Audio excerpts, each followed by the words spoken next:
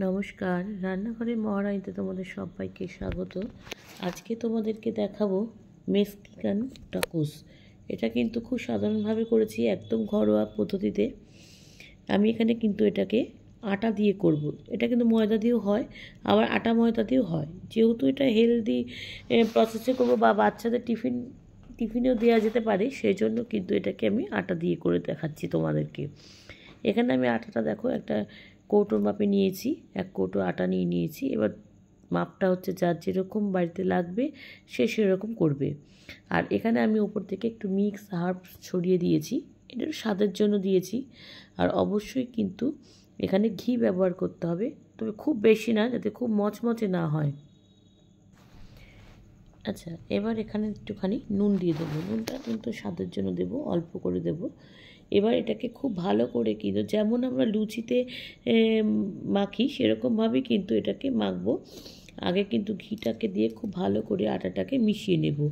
এবার এটাকে কিন্তু মানে আর তেল লুচির মতন ওরকম নরম করে মাখবো না, এটা কিন্তু একটু শক্ত করেই মাখবো, রুটির মতন। আটাটাকে কিন্তু খুব ভালো করে অল্প অল্প জল দিয়ে কিন্তু আমি মেখে নিয়েছি। খুবই অল্প অল্প জল দিয়ে মাখছি, কেন খুব যাতে নরম না হয়। রুটি যেরকম করি ঠিক সেরকমভাবে কিন্তু আটাটাকে আমি মেখে নিয়েছি। মেখে এটাকে আবার কিছুক্ষণের জন্য কিন্তু আমি ঢাকা দিয়ে রেস্টে রেখে দেব। আচ্ছা, এবার কড়াই নিয়েছি। কড়াইতে কিন্তু আমি এটা কিন্তু সাদা তেলে করব না, সর্ষের তেলে করব। এবার ভেতরে পুরটা তৈরি করব। সর্ষের তেল এখানে দিয়ে দিচ্ছি।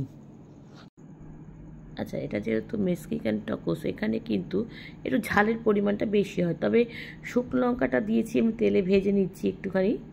এবার সেটা ঝালটা কিন্তু যার যার প্রয়োজন অনুযায়ী দেবে, যদি না খাও একদম দেবে না। আমি যেমন এখানে 3টে দিয়েছি, এর থেকে যারা বেশি ঝাল খাও তারা বেশি ঝালও লঙ্কা ব্যবহার করতে পারো। আচ্ছা, লঙ্কাটা কিন্তু ভেজে নিয়েছি, যখন একটু হালকা কালারটা চেঞ্জ হয়ে যাবে তখন তুলে নেবে। এরপরে কিন্তু এখানে আমি ওই একই তেলে পেঁয়াজটা ভেজে নেব। পেঁয়াজ লাগবে, আর স্টাফিংটা কিন্তু অবশ্যই আলু দিয়ে করব। আলুটাও কিন্তু আমি এখানে সেদ্ধ করে রেখেছি, সেই জন্য ওইটা আর তোমাদের সাথে দেখাইনি। সেদ্ধ করে আলুটাকে রেখেছি, তার আগে পেঁয়াজটা এখানে ভালো করে ভেজে নেব। পেঁয়াজটা আমি কিন্তু দেখো বেশ ভেজে নিয়েছি হালকা করে। এবার এখানে আলুটাকে কিন্তু, যেহেতু আলুটা সেদ্ধ করা, আলুটাকে কিন্তু আমি এখানে হাত দিয়ে ভেঙে দিচ্ছি। খুব গুঁড়ো করব না, মোটামুটি রেখে হাত দিয়ে কিন্তু এটাকে ম্যাশ করে দিচ্ছি। আর আলুটা একটু ভালো করে সেদ্ধ করবে, যাতে হাত দিয়ে ভাঙতে গেলে সহজে ভেঙে যায়, সেরকমভাবে করতে হবে। এবার এটাকে দিয়ে দিচ্ছি, দিয়ে এবার এটা কিন্তু আলুর সাথে পেঁয়াজটাকে এবার খুব ভালো করে আমি মিশিয়ে নেব।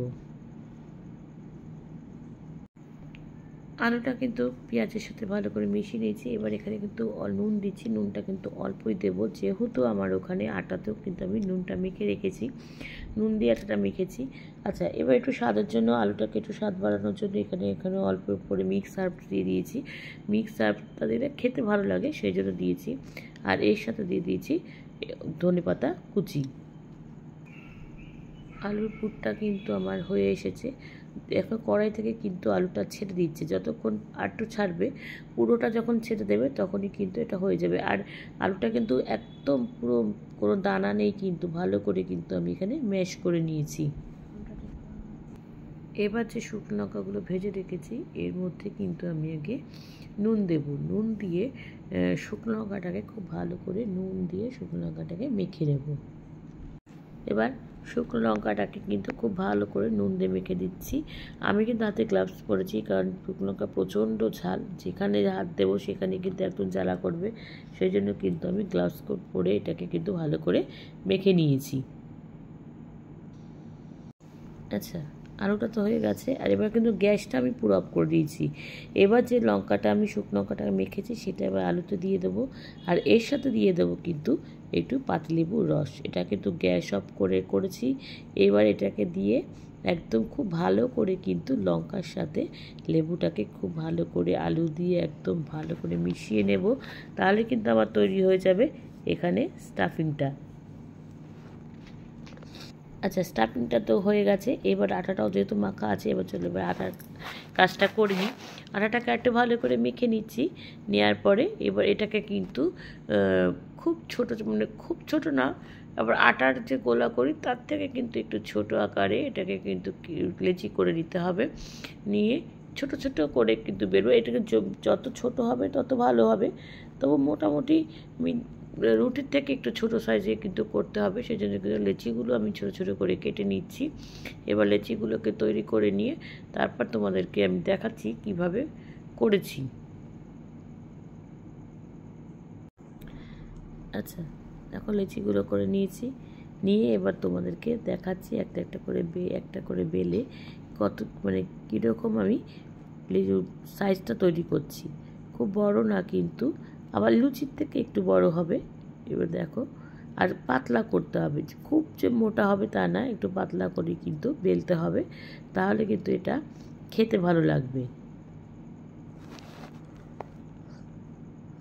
দেখো রুটিটা কীরকম বেলেছি দেখতে পাচ্ছ। রুটির থেকে একটু ছোটো হচ্ছে, আবার খুব মোটা না কিন্তু বেশ পাতলা, হাতের আঙুলগুলো দেখা যাচ্ছে।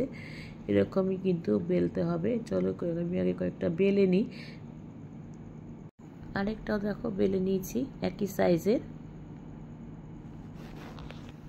আচ্ছা, গ্যাসের ওভেনে কিন্তু আমি ফ্রাই প্যানটা বসিয়ে দিয়েছি। হালকা কিন্তু গরম হয়েছে। গরম হওয়ার পরে কিন্তু আমি এটা গ্যাসটা কমিয়ে দিয়েছি।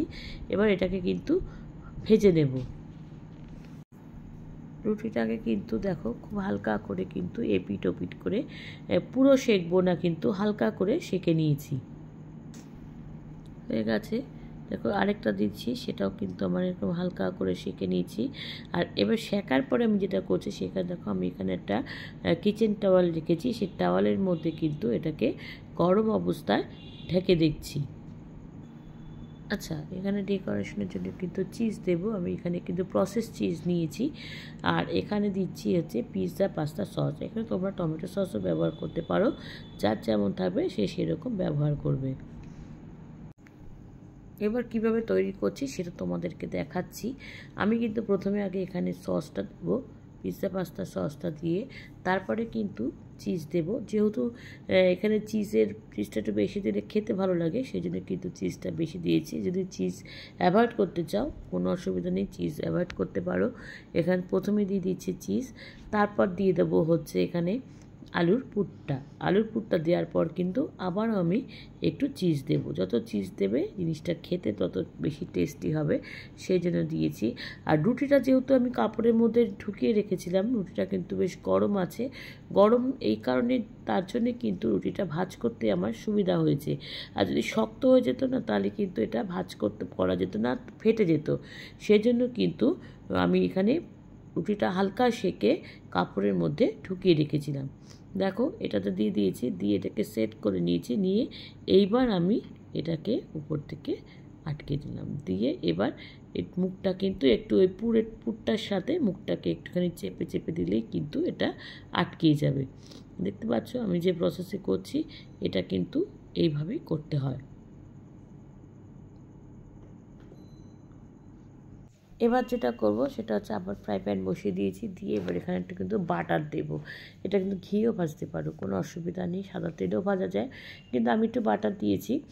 বাটার দিয়ে কিন্তু বাটারটাকে গলিয়ে নিয়ে এবার রুটিগুলোকে কিন্তু খুব ভালো করে সেঁকে নেব। রুটিগুলোকে ভালো করে সেঁকে নিয়ে তারপরে কিন্তু এটাকে সার্ভ করব। আর যেহেতু আমি প্রথমটা হালকা করে ভেজে সেঁকেছিলাম, সেই জন্য কিন্তু এবার এটাকে একটু ভালো করে সেঁকে নেব। দেখো মাখনটা কিন্তু আমার গরম হয়ে গেছে। এবার এর উপর দিয়ে কিন্তু আমি দিয়ে দিলাম।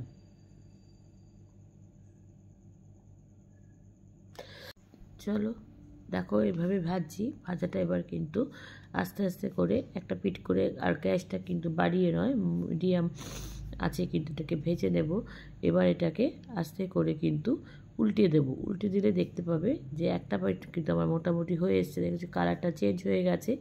এবার এই পাশেরটাকে উল্টে দেব, দিয়ে এটাকেও কিন্তু এই পাশটাও কিন্তু এরকম ভালো করে ভেজে নেব। তারপরে কিন্তু আর সব কটা আমার তৈরি করে নেব। নিয়ে তারপর তোমাদেরকে দেখাচ্ছি পুরোটা তৈরি হয়ে যাওয়ার পর কেমন হয়েছে। দেখো হয়ে গেছে আমার সম্পূর্ণ, একদম খুব সুন্দর হয়েছিল। আমি কিন্তু এখানে পেঁয়াজ কুচি আর সস দিয়েছি, না হলেও চলতো, শুধুই খাওয়া যায়, এত সুন্দর হয়েছিল খেতে। তোমরাও কিন্তু বাড়িতে ট্রাই করো, আমাকে জানিও। লাইক, কমেন্টস আর শেয়ারের মাধ্যমে তোমরা যারা আমার চ্যানেলটাকে সাবস্ক্রাইব করে আমার সঙ্গে রয়েছো তাদের জন্য রয়েছে অসংখ্য অসংখ্য ধন্যবাদ। আর যারা করনি তারা প্লিজ চ্যানেলটাকে সাবস্ক্রাইব করে আমার সঙ্গে থেকো। তোমরা সবাই সুস্থ থেকো, সাবধানে থেকো, ভালো থেকো। চলি, টাটা। দেখা হচ্ছে পরবর্তী নতুন কোনো রেসিপিতে তোমাদের সঙ্গে।